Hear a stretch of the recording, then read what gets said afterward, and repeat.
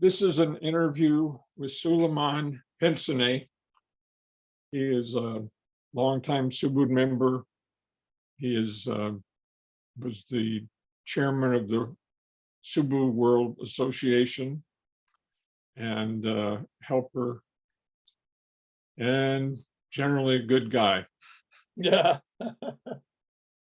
So, Sulaiman, can you start by saying a little bit about what your life was like just before you came into Subud? Well, it's a very interesting question because I was born in 1953 in London, England, and Bappa came to Coombe Springs in 1957. So there's 4 years old. So technically, I'm not a Subud kid. I'm a child who was conceived in Gurdjieff and was raised in Subud. So my parents, after the war, my father first in 49, joined Bennett in 1949 and studied Gurdjieff under John Bennett at Coombe Springs.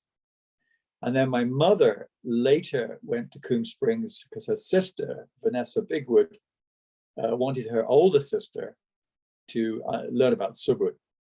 And so I was already 4 years old when Bappa came to Coombe Springs in 57 and Subud arrived in the West. So my introduction to Subud was indirect, if you like. I was a child among other children whose parents had been studying Gurdjieff under John Bennett. And then Bennett, actually Roffey, and then Bennett had invited Bappa to England in 57. And what were the names of your parents? So Simon and Miranda, and their claim to fame in some ways was that they were in the English sense of the word, wardens at Wismar Mulia, the Subud retirement community in England that was founded in 72. So already 50 years ago and still going. But they had been helpers from a very early stage, I don't know, 58, 59, when first helpers were being appointed by Bappa and Ibu. And then some of the senior helpers that Bappa had around him, including English women like Mariama Whitman, and Daniela, of course, knows all this stuff, but were also there. So they started at Coombe Springs, and then we left London, actually, at the time of the First World Congress at Coombe Springs in 1959. So in some ways, we were out of the melee of early Subud in England until, I would say, probably 1964, when we moved to Bath in England, and we reconnected, if you like, in a regular sense with Subud group life. And by then, in 1964, there were many, there were 20, 30 groups, 40 groups had been established in England. It was like in the US, it was growing fast. Yeah. So when did you actually become interested in joining Subud? Well, I mean, I was just a little shy of my 18th birthday in 1971. And my parents had never, ever pressured me. So I could put that on record. There was no pressure whatsoever.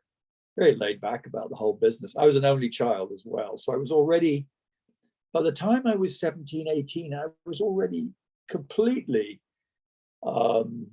immersed in the life of, in this case, Subud in Bristol in England as a young person. So it was like, well, this is just part of life, Subud community life.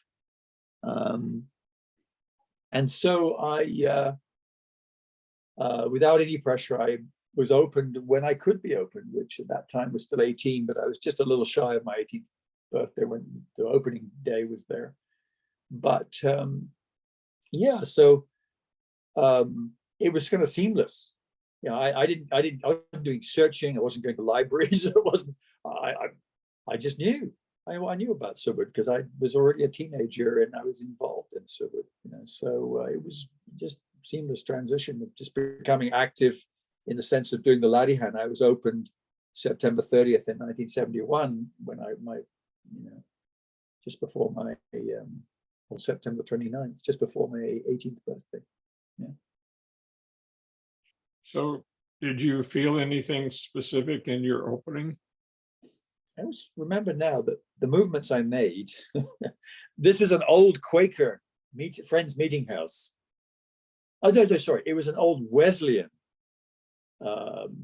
meeting house that Subud Bristol had as its Subud Center, Subud House. Very plain, very, very Quaker style or Wesleyan. And the movements I remember making, there were very interesting people at my opening. My father, my godfather, David Barker, who started Wisdom and Mulia. Wonderful older generation, the first generation of Subud helpers. They all came into Subud in 57, 58, 59. I remember the movements I made were almost like Morris dancing. Now, not everybody who's here going to look at this tape is going to know what Morris dancing is, but old English country dancing, folk dancing, which I did later in a Subud group of young men, Dirk Campbell and Sulaiman Tom and a whole bunch of men who, not Sulaiman, and but it's interesting, the movements I made were, I can still remember to this day, were very distinctive, almost like folk dancing. And I thought, well, again, to this day, why was that? From a folk dancing tradition. But it was very appropriate given the place I was in. I was in the West Country of England. I was in a former Wesleyan chapel. I was in England. And my Ladihan started right away, like it had been waiting. I didn't have any feeling of, oh, where is it? What's happening? It was just there. Like Baba often said about the grandchildren, his granddaughters, it's like it was there all the time. And it was. It just sort of bubbled up, So did you have a chance to meet Bapak in those earlier days? Yeah. As I'd said to you earlier, before the tape was turned on, I've written my story, and my book is called Sulaiman's Tales, Stories from the Life of a Jester. I'm a jester, and my father was a jester in their own way. I don't mean professionally. And many of the stories are about Subud. And I remember I must have been 1968, I was probably 15. Baba came to London, as he did a lot in the 60s. He was there every other year because England was important to Baba. It was the touchstone. It was the elder brother in Subud, which really ticked off the Indonesians when Baba used to say that, because they thought they were the elder brother in Subud. And I guess he came to a big place called Alexandra Palace in London, because when Baba came to London at that time, 1,000 people show up, 500 men, 500 women. They were big turnouts. There were 15, 16 groups in London alone, Subud groups, 15 or 16 groups in one city, which is, even by Los Angeles or any other standards, is astounding. Hundreds of people. And so he'd show up, and I just remember being one of the teenagers hanging around the entrance, and then Baba came along. It was like saying hello to Grandpa. And something actually happened that day, which you may or may not want to know on the tape, but kind of introduced me to Baba in a rather particular way. But that was the first time, technically. Well, I'll tell you. After Baba had gone into the Alexandra Palace, all us kids and adults went away, and I wandered in, and Baba had disappeared with Usman, because at that time Usman was the translator.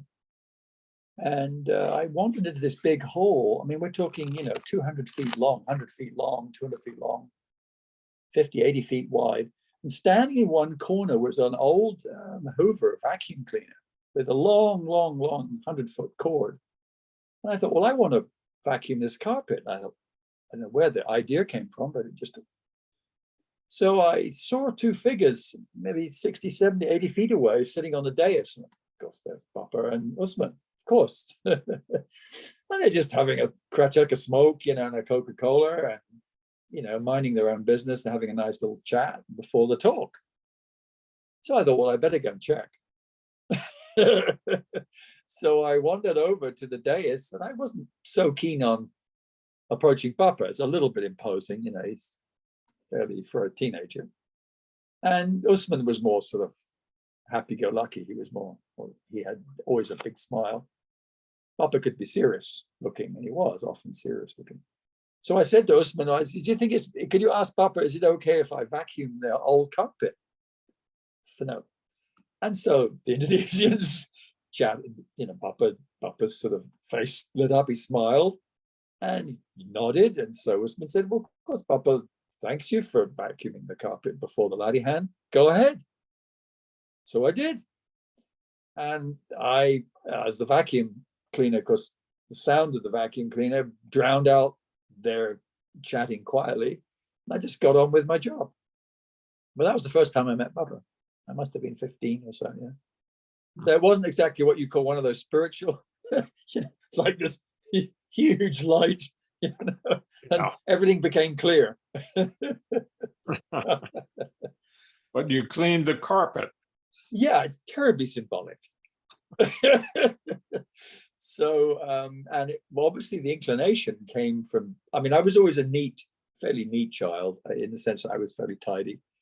Only child, OCD probably. But yeah, the first meeting was very, and Bob was very accessible, of course, in that time in many ways, because it was like family time. And he loved hanging around in England and of course, America and other places he went later, Germany, to be with Subud members. So, and children, Bob always was very encouraging, even though he could look serious, Yeah.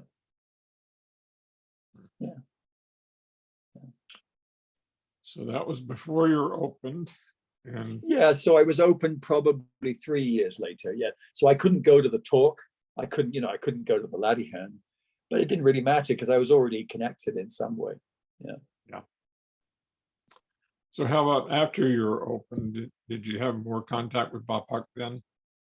So if I was open in 71, when did I next see Bapa? I guess next time I saw Bapa, he came to London in 72. At that time, it was interesting because that was Sharif had taken over that time from Usman. So the first time that Sharif, and what struck me, and I was thinking of this in Ramadan, listening to some of the video talks of Bapa in 72, Sharif took to that job like a duck to water. It was like he'd always been doing it. It was seamless and it was amazing, much more detail. Anyway, so I showed up. I'd been opened a year or so. Bapa's in London in 72. And we're at some big hotel, the Russell Hotel, actually, Russell Square, London. 500 men, 500 women, the usual, 1,000 people.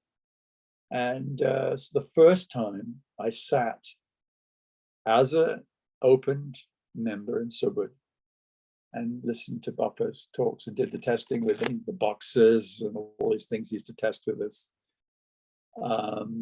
And that was the first time. So that's I was 72. And I think I saw Bapa again in 74 when I went to Chilandak for my 21st birthday and for Ramadan. And maybe saw him briefly in 75, the Wolfsburg Congress, and so on. I think the last time I saw Bapa would be in 82, when I said goodbye after Ramadan in Chilandak and did Sungkum, kneeling and asking blessings. And from 74, when I had left Chilandak, I left in the middle of Ramadan. I was very sheepish about it. I thought Bapa was going to, because you couldn't leave Chilandak without saying goodbye to Bapa. That was it, the accepted thing. So I was leaving early. So I went to the house in 74 and I said, no, Sharif, I got to leave. And I know I have to say goodbye to Bapa. I said, oh, come in and see Bapa. And I thought, oh God, here we go. I'm going to get told off for leaving early. Anyway, so I go in and Bapa says to Sharif, so why are you leaving? And I said, well, Bapa, I have to go back to begin my final year, I think, at university in London. Bapa's face just lit up. What did I say? Oh, Bapa said, Bapa said, Sharif, this is very good. I said, oh, that's good. He said, no, Bappa means this is the right thing. Bappa is very, very pleased that you put your studies first, because you can do Ramadan with Bappa anytime. Yeah, right. But you can't do your studies all the time. Now's the time. He said, so Bappa prays that you may receive whatever you wish for. I thought, whoa. So I kind of floated out of his office and went back to England. And then 8 years later, I was in Ramadan again in Chilandak, and I went to say goodbye to Bappa through the long, long conga line of people kneeling for Bappa and asking forgiveness. And I tried to hold on to his hand because I was so grateful. And his hand wasn't there anymore. And I realized I was too hot with wanting. There's too much need. I was too needy. And he wasn't there. So it was the complete opposite from what had happened 8 years before.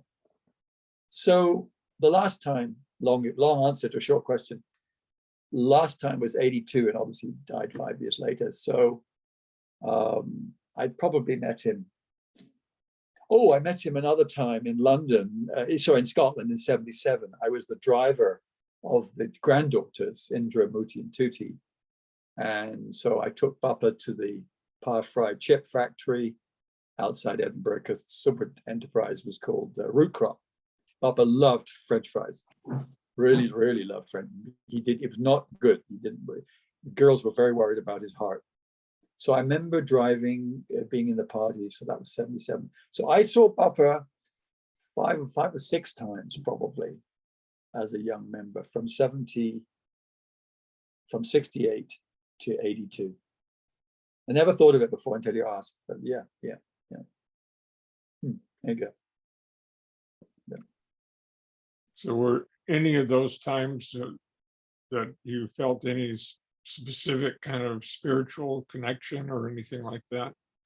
I remember standing in front of him in Vancouver in 81. You remember that, when he did, came from New York, Vancouver, and then down to Los Angeles. The last time he was in North America, I guess, was 81. But I remember standing in front of him and him testing us. I don't remember the question so clearly now, but just the feeling of being examined, but also being shown another level of awareness.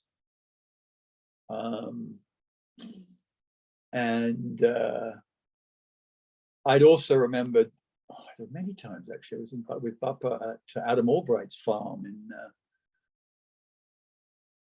in 81. Were you in New York in 81 for Bappa? No. You remember the Stevens Institute and also Weehawken and Hoboken? I drove Bappa that day from New York. I'd never driven in the US ever.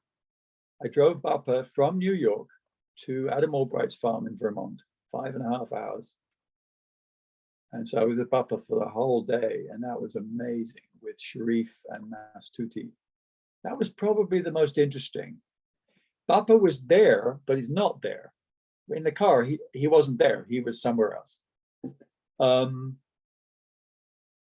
Even when he peed into a bottle in the back of the car, because he didn't want us to stop and be late for the meeting, so Mastuti helped him. So in other words, that reminded me of him being human in so many ways. But when he tested again one evening in Adam, I don't know, in wherever the town was, what was it called? The Subud group, Litchfield, wherever it was. Anyway, where Adam Albright was. I remember one of the newly opened Subud members from Subud Montreal, which is where it was then, was lying on the floor, and Sharif waved me over. I was in the laddie hand, and I thought, oh, what's going on? Bappa then said to Sharif, who's responsible? Who's responsible for that man on the floor? And I thought, and Sharif pointed at me, and I, oh my goodness, thanks, Sharif. Thanks for dumping me in that one. And then Sharif said, so what's the situation? As if I knew. Bappa's there, listening, waiting for an answer in the middle of the laddie hand. And I'm saying, well, Bappa, we opened him. Actually, I'm true. Somebody, one of the helpers had opened him on his own, which was not appropriate. And I said, well, he's still new. He's still new to the latihan, and so he tends to fall asleep. And Bappa said, no, that's not appropriate. He shouldn't be lying on the floor asleep. So I had to go over and get him to stand up and start to receive properly. So there were different occasions, driving in the latihan, testing, vacuuming carpets, very different. Yeah. Sorry for the long answer, but maybe it gives you a bit of color to the stories. They were all very different. Saying goodbye to Bappa and Shlandak or whatever. So I guess I got my quota of Bappa howdy doodies.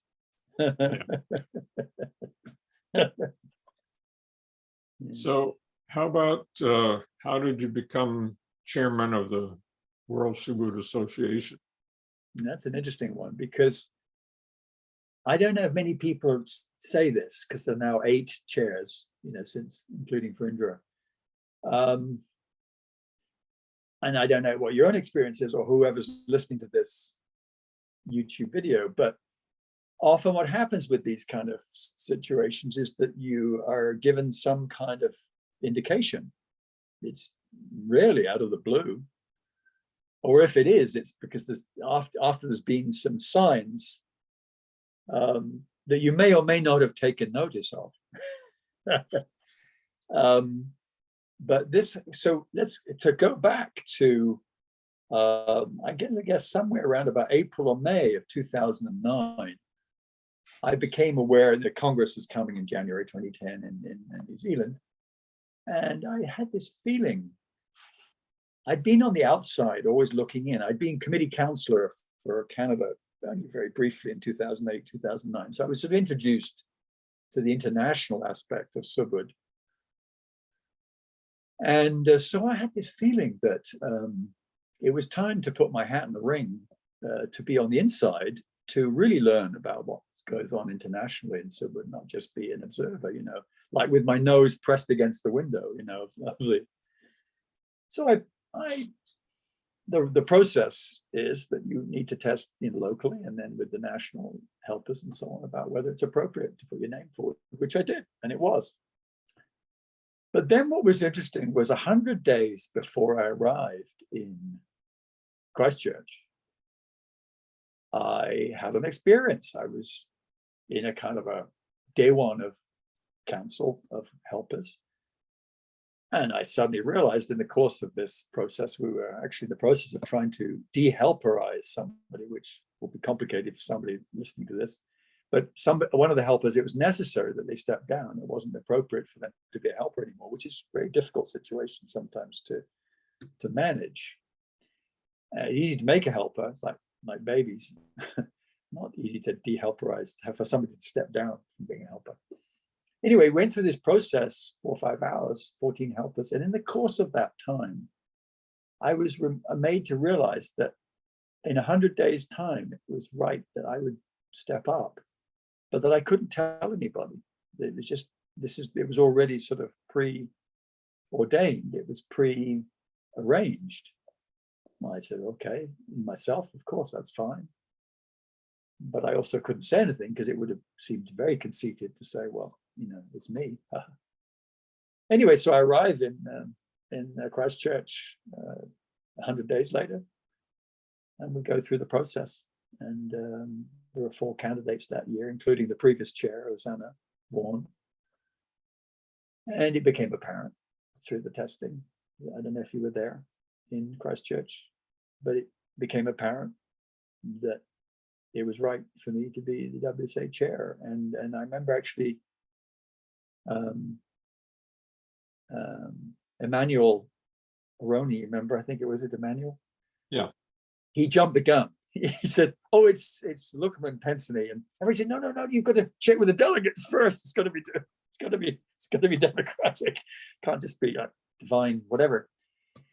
So we had to backtrack and get it right. But I remember then one of the delegations couldn't go along with it or something, so it wasn't quite, but it was it was interesting how these things, if you have eyes to see them, as they maybe seem to have a process that, there.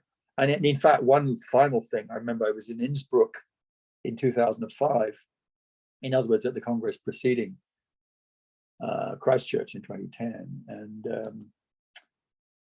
I'd walked past Ibu one day, and Ibu actually don't think had seen me for a long time, or met me formally.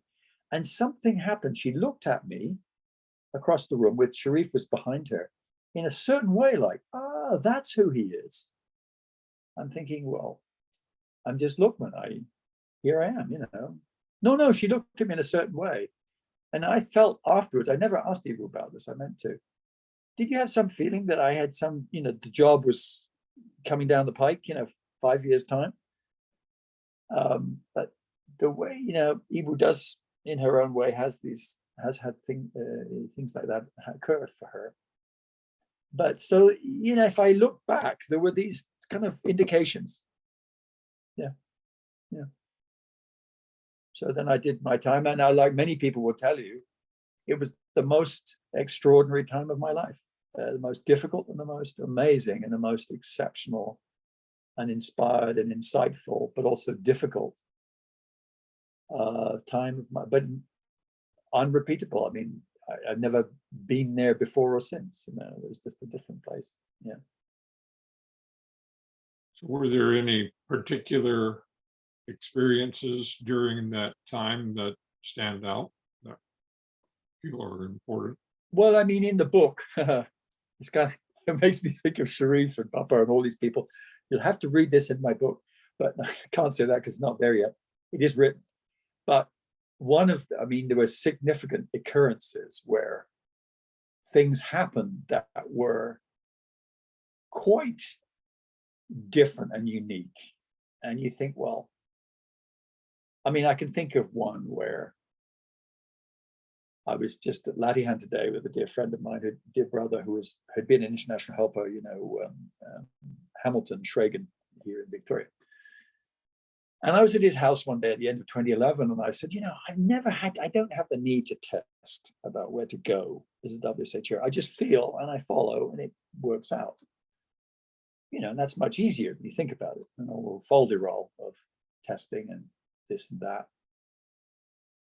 So I said, I've just had this feeling. I keep wanting to go to Nigeria, and it seems like barriers come up, but I want to check out what's going on here. And Nigeria has never been a very particularly stable place, and Subud has struggled there, but it's there. So I felt the need. So I said, look, Hassan's first year was on Skype in Vienna, and then I was in here with Hamilton in Victoria, BC. So we tested.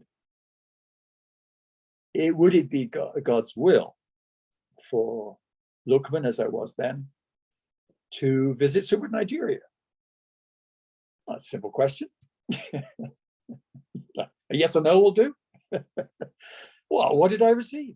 You, Lukman, are witnessing the rebirth of Subud in the way that a midwife would witness the birth of a child.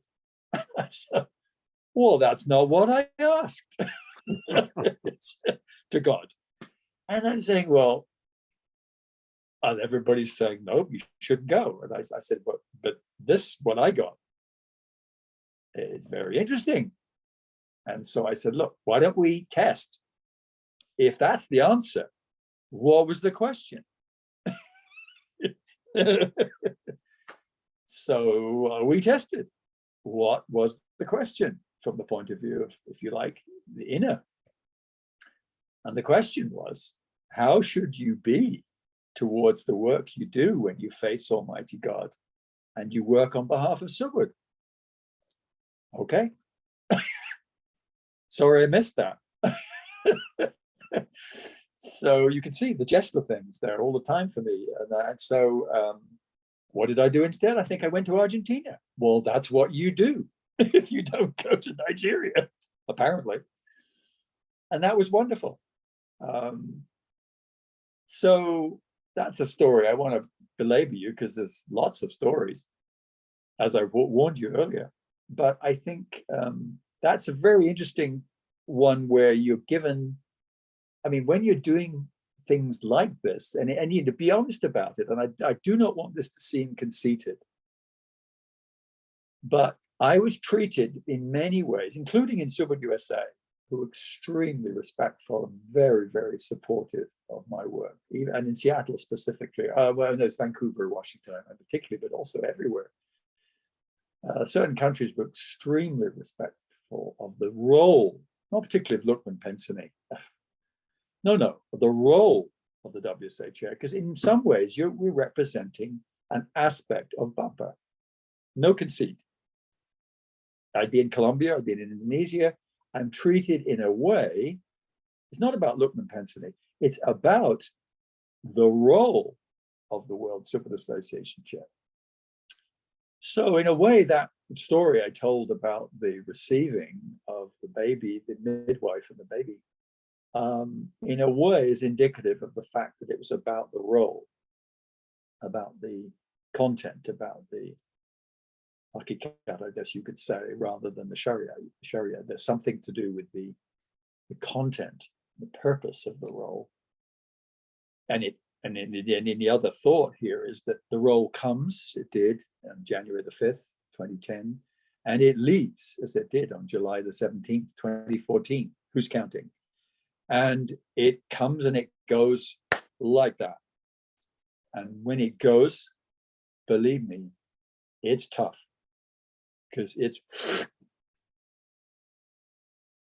and as, sorry to ramble, but one more little thing. I remember Bapa had said in 75 to Richard Engels in Wolfsburg, when he stepped down from being the ISC chair, and then Herbert Stewart from Canada stepped up.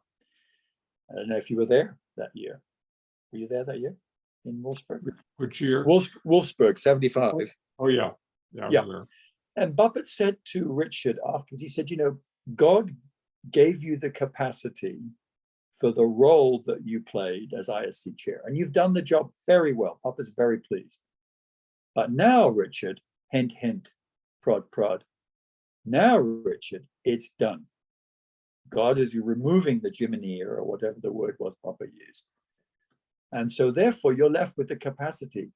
Make sure you make appropriate use of that capacity. In other words, don't mess up. And so I know exactly what Bapa meant, because when I stepped down, one moment you're there, the current's on, full power, and the next moment it's off. And it's not something that is easy. You ask anybody, you know, predecessors, Asana, you know, Sharif, you know, Magnus Chaffetz, ask any of the gang who've done this role. It's quite something to deal with. So it is definitely given for a purpose and a role and a time and a content. It comes and it goes. So I can't say like Nixon or Ford or Obama, there's a presidential library, although Daniela is always saying, you guys should be leaving your papers to Subud, to the archives. I said, Daniela, what papers? You know, so I say all this because it is very much about the performing a role that is guided and inspired and insightful. And it's not about the individual per se.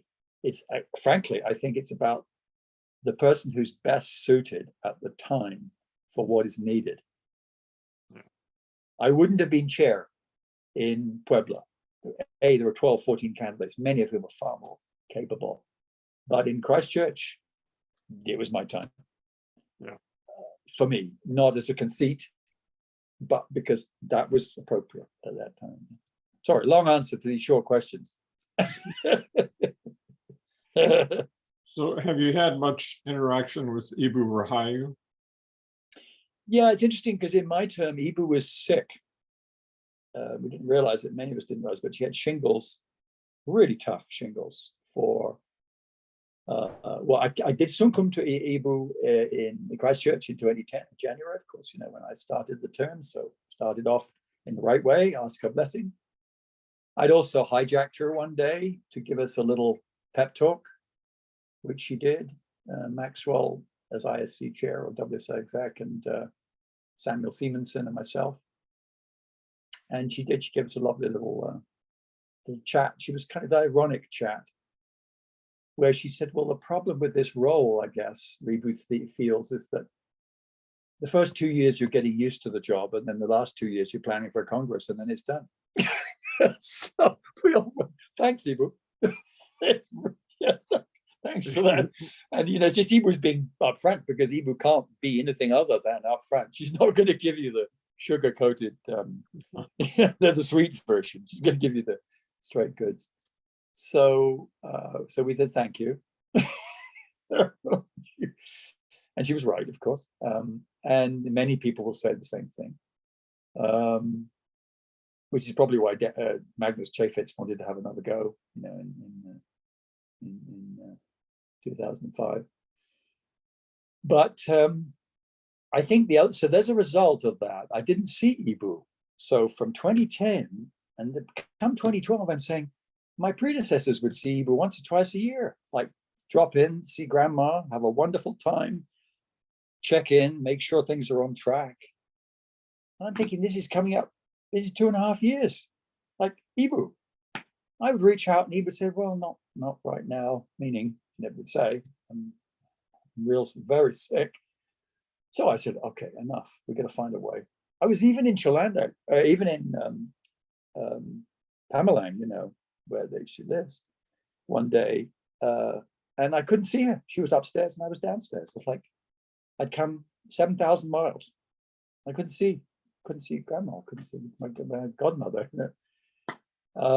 Anyway, so come October 2012, I left Seattle, interestingly enough, and headed back to Vancouver. And I said, enough already. I came to your Congress in 2012 in Seattle. And I said, and by the way, the thing about this life is that you remember everything very clearly. It's like photographic. It's crazy, this Subud kind of time of doing these jobs. And I said, I have to go and see you. So I set it up and she finally acquiesced. She said, okay, well, Ibu understands.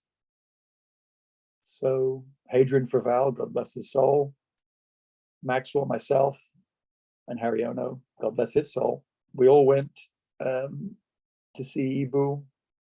And I think I spent the most time ever with Ibu, was probably 2 or 3 hours. Every question under the sun that I was in, that it was in my feeling at that time. At the end of which she says, well, Luqman, are we done? And I thought, actually, no, Ibu, we're not. So 2.5 hours. So Raymond's going, not quite, but it's like, she's old. It's enough. And I said, Ibu, you'll forgive me. And she said, yes. You'll forgive me, but Ibu, there is something else. And she said, fine, no problem. She knew that it was something important. So I said to her, Ibu, when I hijacked you that day, she laughed, in Christchurch, and we had that little pep talk. I didn't call it that, but that's what it was. You said that when Ibu passes, that Ibu's prayer is that there will be somebody who will continue to ensure that the legacy of Bapa, I'm being very careful how I say this, that the legacy of Bapa is carried on. Now that struck me because she used the word individual, and I realized at the time that reporting it verbatim might lead to confusion. So I didn't, it's in the transcript anyway, it's all recorded. So I said, so this is now 2.5 years later in Chilandak, actually, not in Pamalang, we're in Chilandak, in Bapa's house. We're in Bapa's old house, Adapuri. And everybody's listening, and she said, well, that's interesting. I said, yeah. Well, Ibu feels that always the legacy of Subud will be cared for because it came from God, it returns to God. So we don't have to be concerned, but that was the feeling Ibu had, and that's how she expressed it. Okay. And then she said, well, Ibu feels she has to tell you something. And I thought, oh, okay. Ibu's going to tell you the story, and she doesn't know why. She tell the story of her ascension, when she went to the fifth heaven or whatever it was. She journeyed up towards God. She didn't get as far as Bappa. Remember the story was she didn't get us. She could see Bappa ahead of her, above her. But she did go on the journey. She left the earth and she went on this journey to God, towards God. So she told the story and it took 20 minutes. And now we're up to nearly 3 hours. And everybody's going, wow. And in a way, this was a makeup meeting, of course, because we've not seen each other anywhere near as much as most chairs had seen Ibu before. And then she said at the end of the story, she said she'd come back and she looked over Jakarta, I guess. She was in her jiwa. She looked over and she could see, I think the story was she could see the body of, maybe it was Ibu. Maybe Ibu passed. It was that time when Ibu Samari passed. And then she was back in her body. And she said, well, and that seems to be all. So I said, Ibu, wonderful. Thank you so much.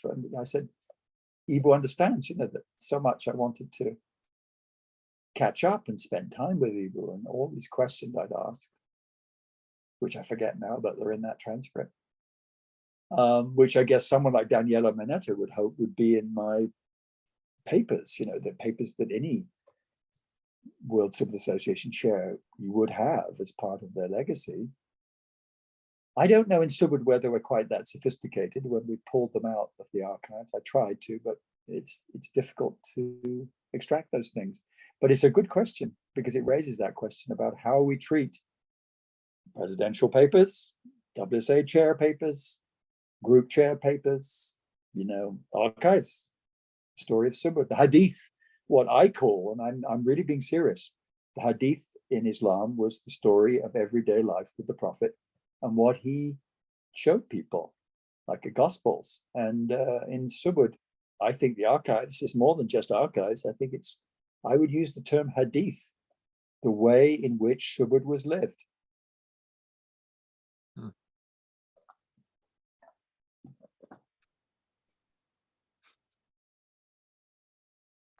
So have you had any other Subud kind of experiences that you would like to talk about? Yeah, I think it's interesting. Often when a crisis happens in Subud, and there were crises on my watch. Oh boy, were there crises. Muhammad Subud Foundation had a crisis and they were in the wilderness for a while. Samuel Simonson had to resign suddenly in February of 2011. Which created enormous chaos in the organization of Subud, as anything would. Let's say if you have a clutch of senators step down, from the Senate in the United States, this would create huge fractions, and it was for reasons that were unusual. It was to do with the way in which past events were reported. There's the archives again. And something had occurred that Samuel felt was wrong, did not represent what had actually happened from a leading person in Subud. And I had been involved in the passing of papers. They didn't go public. They were just within the inner circle, if you like, within the Senate. And he just felt that it was completely inappropriate that he continued as the chair because such a thing was not right.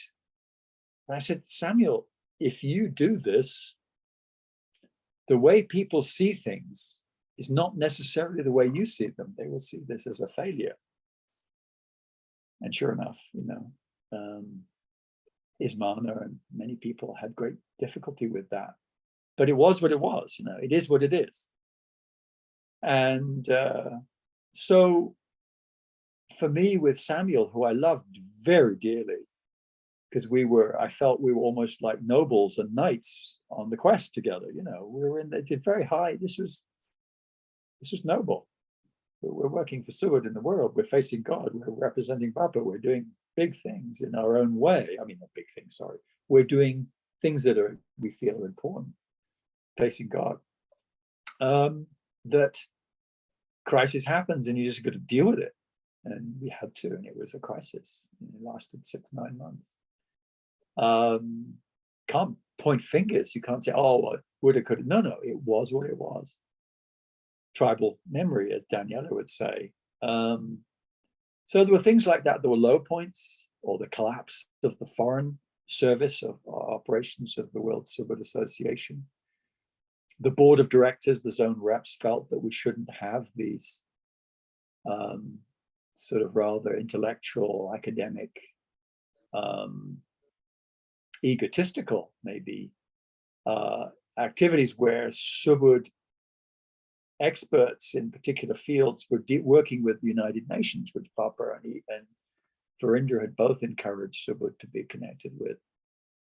And so Maxwell and myself had to watch over the dismemberment of a part of the organization that we all felt was very important for Subud in the world, rightly or wrongly, and it was very painful. And it's important sometimes that people know, remember, in this kind of discussion, that there are difficult times. It's not all roses. There were times too when we succeeded wonderfully. We rescued the archives, the original tapes, Papa talks, from the 50s and 60s in Holland. They were basically degrading in a storage room. So we saved something. Another time we were very sincere about international centers, and it encouraged people to look at what they meant or didn't mean. We supported international helpers like all World Subud Associations do, and we met regularly all over the world, in Spain and Indonesia and South America. We had the most wonderful meetings, we connected with members, and so it's a very interesting path, and things are both amazing, and there was advice I was given: try and do one good big thing each year of your term, do something significant. And it's good advice because, life is what happens when your plans don't quite come out, the way you'd anticipated. So, I think the thing that I realized is that as in any organization, self-interest is the big killer of many. I don't mean literally. I mean in the sense of it can be such a potent force that can create difficulty. And Baba had said the same thing. And I feel, and I don't mean it from a conceit, but I felt I was lucky not to be too carried away by the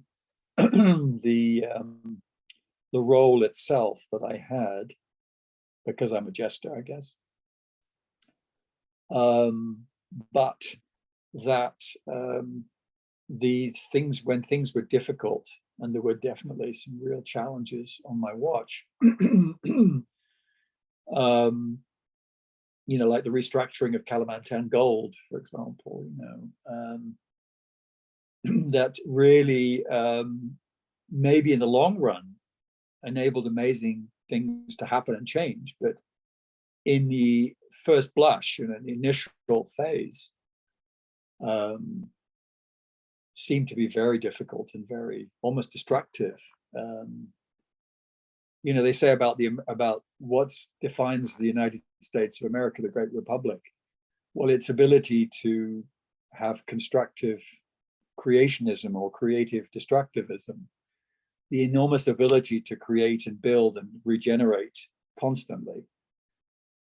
And in some ways, I could say that was part of what I experienced, is that you couldn't see always the big picture. I was lucky enough, I often did see the big picture because I was shown it, like in the receiving I told you about earlier.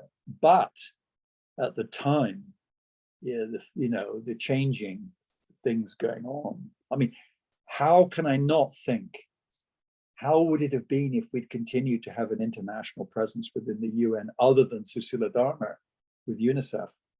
How would it have been for Subud? Well, it could have been very, very positive, and Vrindra's experience supports that. Or it could have been actually quite negative. There could have been widespread misunderstanding about what Subud is.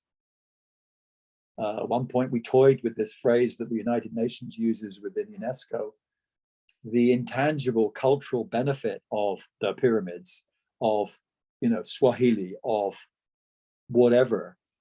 And it's a game that China and Italy and France and all these countries play. They want the UNESCO recognition for these unique cultural heritages they have. Well, somebody suggested, well, why doesn't Subud do that with the Latihan and Subud? Well, it feels like a good idea until, as Ibu said, governments come from the mind. They don't come from the inner.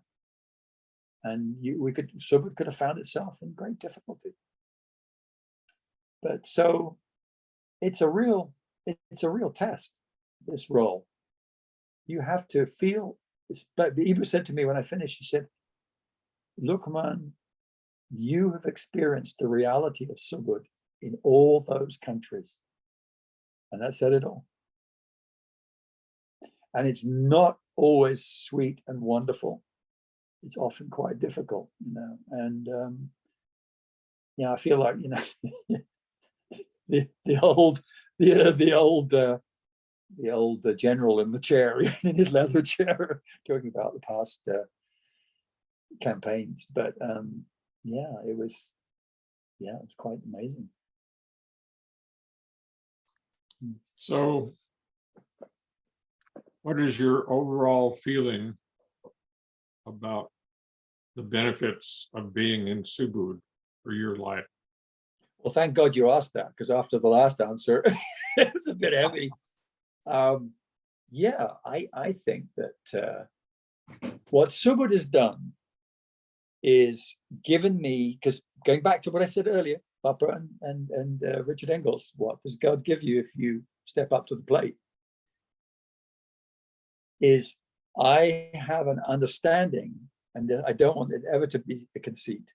I feel sometimes I'm able to see the future, and I do sometimes. I see things coming at me and things happen. And even in the world, we've been chicken littling about recession. Well, guess what? I never felt recession was immediately around the corner because there's so much resilience in the global economy. And sure enough, we've seemed to have skated over the thin ice so far. But I think what it is insight, understanding, and awareness.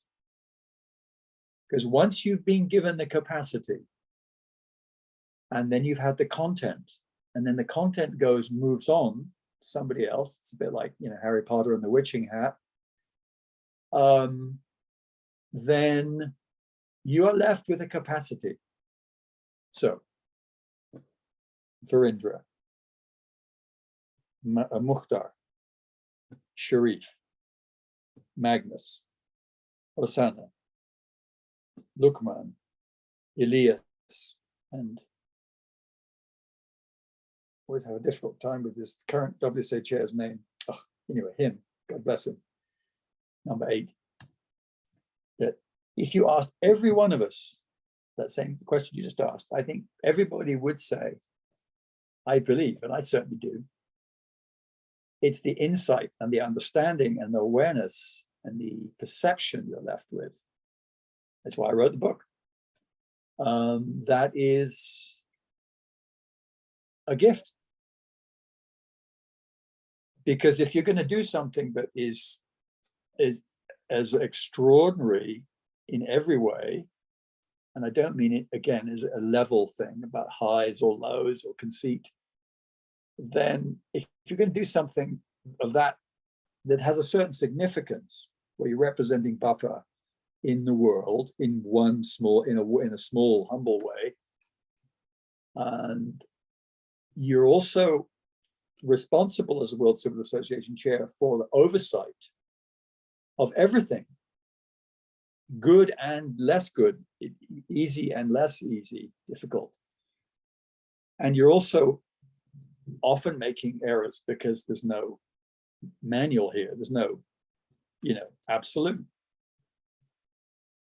You're finding your way along and you're being guided and helped. I mean, one other story I'll tell you quickly, which sums it up, my answer, is I'm in Brazil in 2010, the end of 2010, and I come to the end of a lovely meeting in Florianópolis on the coast, and I had this feeling. Somebody says, well, while you're in South America, which of course is, 5,000 miles by 4,000 miles, why don't you go and visit Colombia? Well, okay, yeah. And why would I do that? Well, I'm asking myself, well, because they'd like to see you and they'd like you to encourage them. Okay. So I ask within, is this right? And it seems to be the right thing to do. And then I ask again, and then I feel Papa's there. And then I say, Papa, is this right to do this? Yes, says Papa. In fact, Papa will accompany you. Oh, well, that's another story. So I get on this plane, and I've 4 or 5 planes, and it's 4,000 miles. It's going to take me, a day. I travel from Florianópolis to Sao Paulo, from Sao Paulo to Bogota, from Bogota to a small town there, Mansour. I'm exhausted. But on the way, I had this image that's in the book. I have this image of 3 Gestapo colonels in black, shiny boots, very satanic, laughing hysterically on the tarmac somewhere, some airport. I'm thinking, well, this isn't so much fun anymore. This doesn't look like a very fun trip. And I sort of turned to Papa there inwardly, and Papa says, no, it's fine. Go ahead, Papa's with you. And so the generals, the Gestapo image sort of fades and the cackling subsides a bit. And I'm on my way, but so that kind of thing became fairly, in a way, in a funny kind of way, sort of normal, because it was like you are being shown all the aspects of what's going on here within your own capacity. It's part of the role. So I'm left still with a capacity to be able to feel and see things in a certain way that maybe will be in this book, Sulaiman's Tales, Stories from the Life of a Jester. Plug. So does that answer your question? Yeah.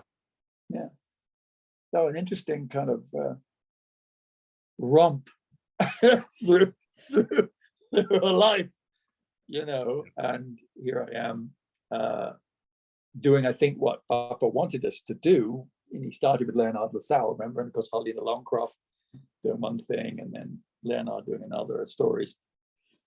Because I think Papa, like Muhammad and Christ, it's quite important, this whole business of archives and stories, which is what you're doing, because then people know about the hadith, the journey of that path, that spiritual path. And that's why I've written my book, is because I'm doing what Papa said to Leonard as well, which is, acknowledge and bear witness to what you've been given and shown. Yeah. We've been given a lot. Oh, it's immeasurable. I'm wondering, this book, I think Subud people will find it interesting and, like we're doing here, fairly accessible. But I wonder about people outside Subud, because I'm not going to publish this as a Subud book. I'm not interested in doing yet another Subud book. I want it to be a book. And I'm thinking, well, how are people going to react to Gestapo and talking to Papa and being a midwife? And whoa. Some people find that a bit woo-woo, I would think. But you know what? Doesn't matter. It's what happened for me. People coming to me, my father would come to me after his death and talking to me, and it's like it just became just like the everyday. kind of way, you know, or I think my girlfriend, my Subud, the lovely woman I was with in Subud 10 years ago, we're leaving the place where I was opened, Bristol, in 2071, going full circle to the beginning of your interview. And we're leaving the hall where I already heard the echoes of my opening. I could even hear my godfather still laughing. And I'm with this woman who's wonderful. I haven't seen her for 30, 40 years. I only saw her last as a young girl. And suddenly her father is between us as we exit the Subud house. He's been dead for 15, 20 years. 15 years. And he committed suicide. And I'm thinking, I said to myself, well, what, Mike, what are you doing here? And Mike says, well, I've been forgiven for taking my own life. I said, well, Mike, that's wonderful. Thinking, I guess that's the right thing to say. And he said, yes. Oh, and he said, by the way, this is my daughter. I said, Mike, I know.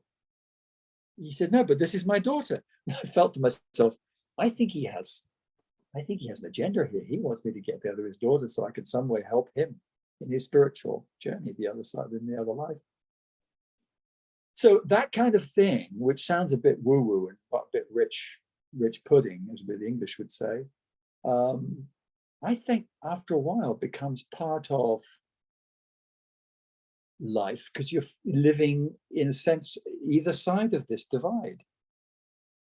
You know, the next life is right there, and then this life is here.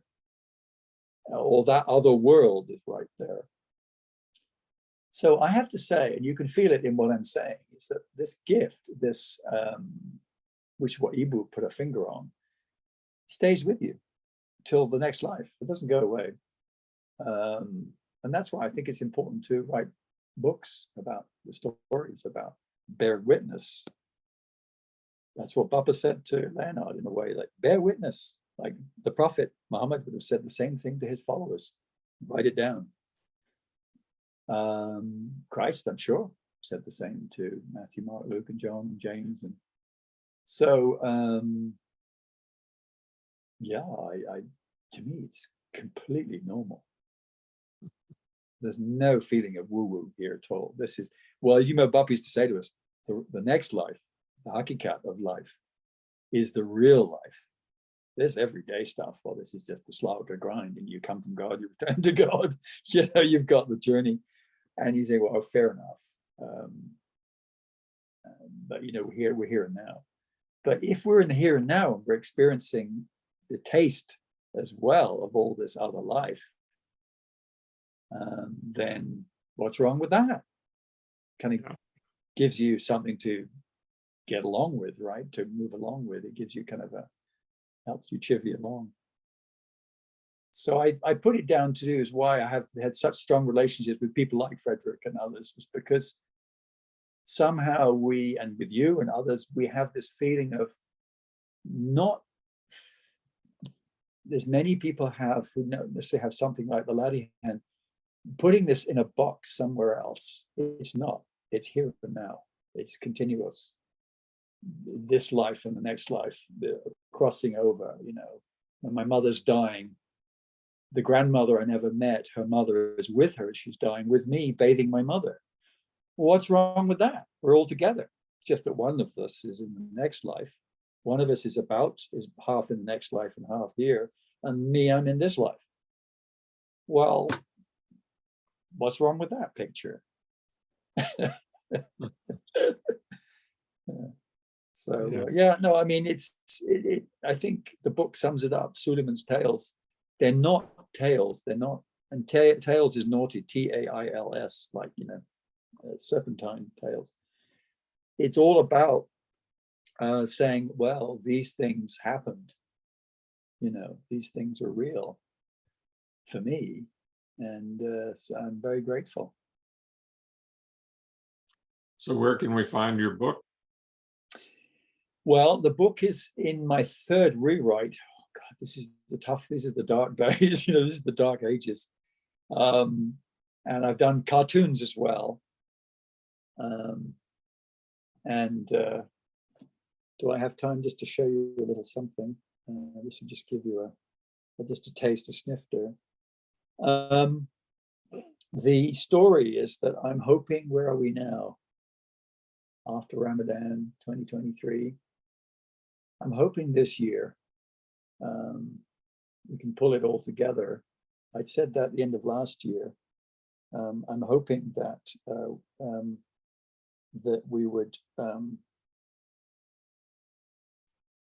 in the next 3 to 4 months get it to a point where it's publishable.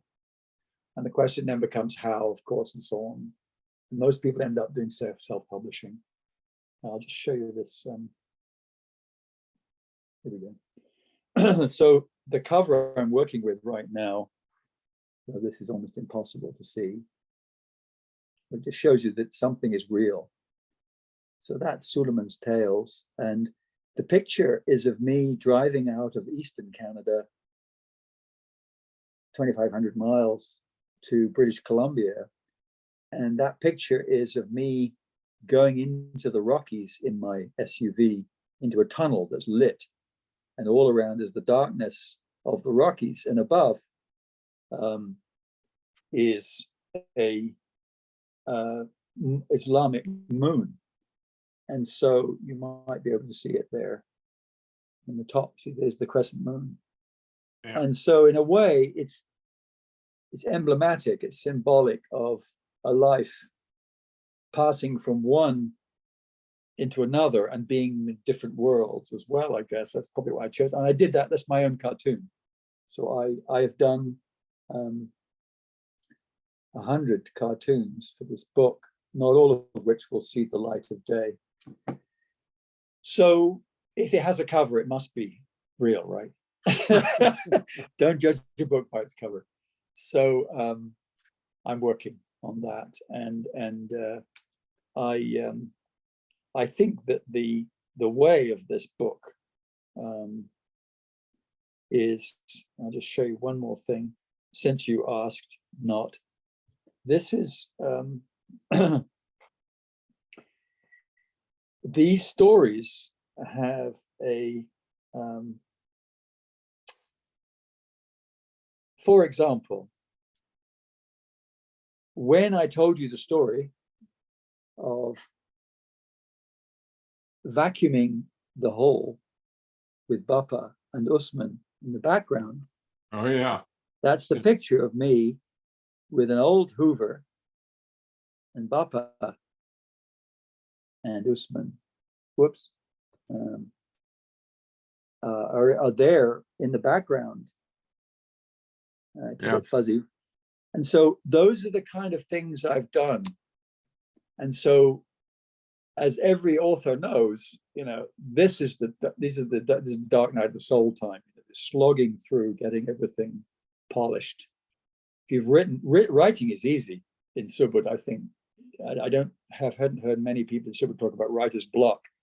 What's tough is getting it ready for prime time. And there's been a number of Subud books, anthologies in particular, which have not always been edited in quite the way they should have. And I'm not being unkind. And I certainly don't want to fall into any trap where what sees the light of day, you know what I mean, is not fit.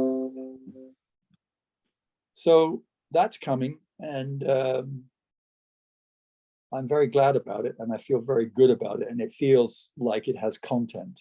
It really does. It's what's connected with what we've talked about today.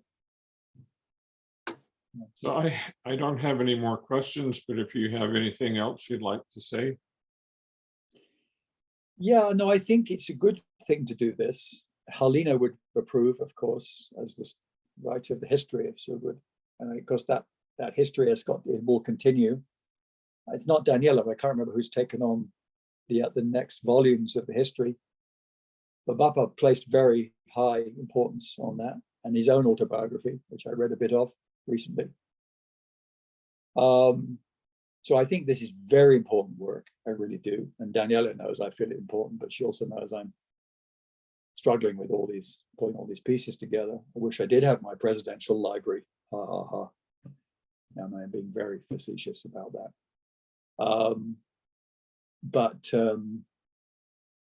And I think stories I feel stories are very accessible for people in and outside Subud.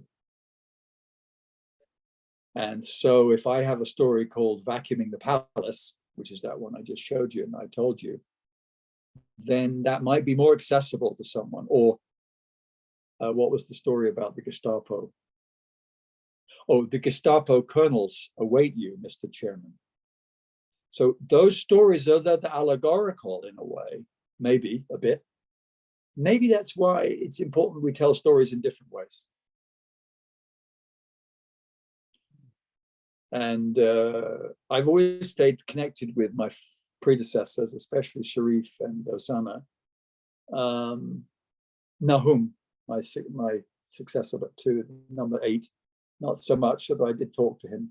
I think in Subud, one of the things we don't do enough of is reach into tribal memory for lessons, so we don't repeat the same mistakes or follow directions that may or may not be necessary for us, says he carefully. What do we learn, from functioning democracies is that tribal memory is something you take note of so that you always have, Mitch McConnell, whatever you feel about Mitch McConnell, and we have strong feelings either way about Mitch, he's invaluable because he's part of the tribal memory. And essentially, under all of that, whatever else you think about Mitch McConnell, either way, he actually is someone who has decency at the core of his being, in there somewhere. Some people would say, where? But so I feel that was partly why Bappa had made this emphasis about writing the histories, writing the stories. Leonard was stories, Harlina was history. So I commend your effort. And I know that one day, if I can find out where all these skeletons in closets, where all this wonderfully valuable material is, I will hope to contribute my piece of archives. But in the interim, I'm going to tell my stories first, God willing. Thank you. Thank you for doing what you do, because it's important to be the intermediary. And I'm very pleased with what I feel to be the result. It feels very good. I feel like we really touched some important things. In other words, I can feel it in my inner. We touched some important places. It wasn't just, it was actually about, from here. Okay, I'm going to stop the recording now. All right.